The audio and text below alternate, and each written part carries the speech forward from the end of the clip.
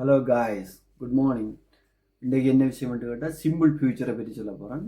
Simple ஃபியூச்சர்ன்றால் எதிர்காலத்தில் ஒரு விஷயம் நடக்கும் என்று கருதினால் அது சிம்பிள் ஃபியூச்சரில் காட்டுவோம். இந்த டென்ஸில் மிக முக்கியமான விஷயம் ஒரு விஷயம் நடக்கும் என்று காட்டுறது. அதில் I, we, you, they, he, she, it இது எல்லாத்துக்குமே வில்லை பயன்படுத்தலாம். கதைக்குள்ள நீங்கள் வில்லை பயன்படுத்த பாருங்க. நான் நாளை பாடசாலைக்கு போவேன். I will go to school tomorrow. I will go to school tomorrow. அப்போ நான் நாளை பாடசாலை போவேன்.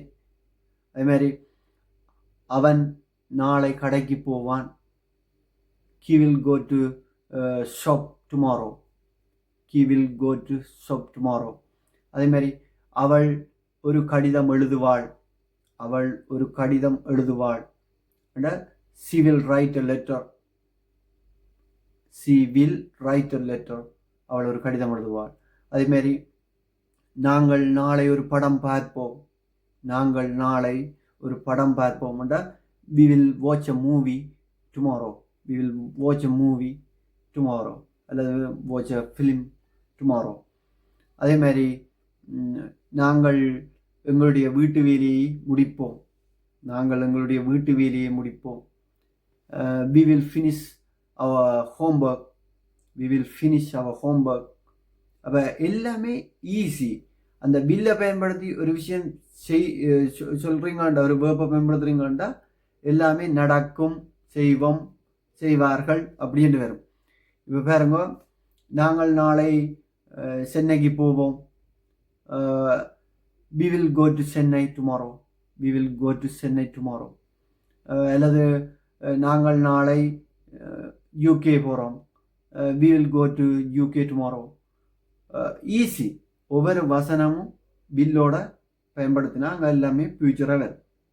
அதே மாதிரி பாருங்க, அவன் ஒரு புதிய ஃபோன் வாங்குவான். அவன் ஒரு புதிய ஃபோன் வாங்குவான். he will buy a new phone. அதே மாதிரி அவன் ஒரு புதிய கார் வாங்குவான். he will buy a new car. அப்போ will buy அங்கே வருது. he will buy a new car.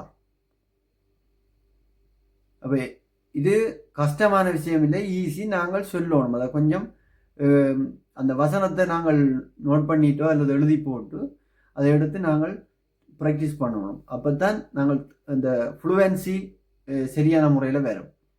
அப்போ இதை நீங்கள் தொடர்ச்சியாக வில்லை பயன்படுத்தி நீங்களே வசனம் அமைக்கலாம். சொல்லி பார்த்தீங்கன்னா தெரியும். இப்போ வேறுங்க, நான் ஒரு கதை புத்தகம் வாசிப்பேன்னு சொல்கிறேன். நான் ஒரு கதை புத்தகம் வாசிப்பேன். அப்போ I will read a story book. I will read a story book. பாருங்க, I will read a story book. இப்போ நான் வாசிப்பேன் என்ன ஒரு கதை புத்தகம். அப்போ ஈஸியாக வசனம் அமைக்கலாம் இந்த வில்லை பயன்படுத்தி சிம்பிள் ஃபியூச்சரில். நன்றி, வணக்கம்.